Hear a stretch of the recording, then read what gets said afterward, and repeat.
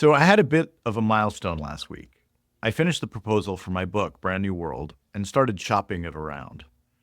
Working on the proposal has made me very aware that a big part of this whole project, a big part of selling a book, is me. Who am I? So this week, I want to try something a little more personal. I want to tell you about myself. I don't love talking about myself. I find it a bit awkward, to be honest. But I felt like it would be worth sharing how I've gotten to the point where I want to write this book, Brand New World, and create these videos and tell this story that I think is so important right now. The first thing to know is that I am a brand strategist, and I've been a brand strategist for more than 25 years, which feels like an absolutely crazy thing to say. Today, I run my own consulting business. It's called the Djinn Dept, and if you want to learn more about what we do, I'll put a link to our website in the notes and you can check it out. But I don't want to talk about consulting today or what a brand strategist is. Maybe in a future show. Today, I want to tell you a little bit about my journey and some of the lessons that I've learned along the way. So, I graduated from college in 1994. The economy was crummy and it was a tough time to get a job, even for a religious studies major like myself. So, after graduating, I got on a plane and I flew to Cairo, Egypt, where I spent 2 years living with my grandmother, studying Arabic and working as an editor on the English language version of El Ahram, which is the biggest newspaper in the Middle East. It was an exciting and hopeful time. After the newspaper job, I got a job working with a local think tank to research and write a paper on the potential for computers to help with cultural preservation. That job started to get me interested in this new thing called the World Wide Web. I found out about a master's program at NYU called the Interactive Telecommunications Program that allowed people who didn't have computer science backgrounds to learn about programming and networks. I applied and I managed to get in. It was a total eye-opener. I went from knowing virtually nothing about computers to learning how to program to the point where I could earn extra money building websites and even a couple of games. I wrote my thesis about new wireless and broadband technologies that were about to transform the way that people connected. After graduating, I took a job working on the IBM account at Ogilvy's Interactive Group. Advertising seemed like a good path. I had done some copywriting at a small ad agency called Lotus Menard Patton McIver.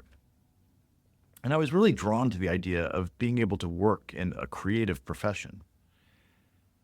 IBM was in the midst of reinventing itself with the e-business campaign, and so I got to work on some big projects, including the launch of IBM's global services business.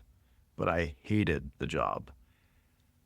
And one night I was out talking to a friend, and he told me about a friend of his who worked in this thing called branding.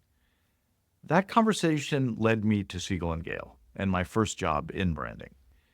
Siegel and Gale was started in the 1960s, in the heyday of the Mad Men era, by Alan Siegel. And Alan was one of the first people to see the opportunity to create a firm that would combine graphic design, corporate identity design, with positioning strategy. That was back in 1968. By the time I got there in 1998, the company had built a digital practice. After all, this was the era of the dot-coms. It was the moment when brands were going digital. And everyone, from startups to large enterprises, was trying to figure out what it meant to build a brand in an evolving digital world. Siegel and Gale was a dream job for me. I realized at that point that I'd found my calling. I'd found the thing that I really loved doing and where I could build a career. And I've worked in brand strategy ever since. So nothing lasts forever. My sights were set, but everything was about to change. A couple of weeks after September 11th, I was laid off from that job. I was devastated at the time, but it turned out to be a great thing for me. The morning that we lost our jobs, my friend Mike Kuka and I walked across the street to the coffee shop in the back of the Japanese bookstore in Rockefeller Center to talk about what we were going to do. The economy was at a standstill. Trying to find another job was out of the question.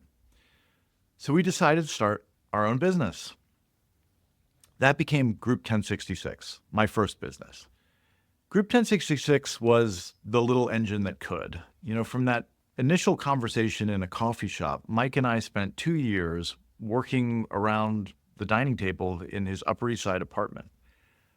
Eventually, a few years later, we were joined by our friend Thomas Ordahl, and we built 1066 up into a company that had clients like MasterCard and Microsoft and Gartner and even Lehman Brothers. And it was great. We were doing cutting edge work that we loved out of a beautiful office on Park Avenue South. We had a great list of clients in financial services and technology. What could possibly go wrong? But then the financial crisis hit in 2008 and 2009, and it shut us down pretty suddenly. We had to close the business. But once again, I got lucky. More on that next week. Thanks for watching. See you then.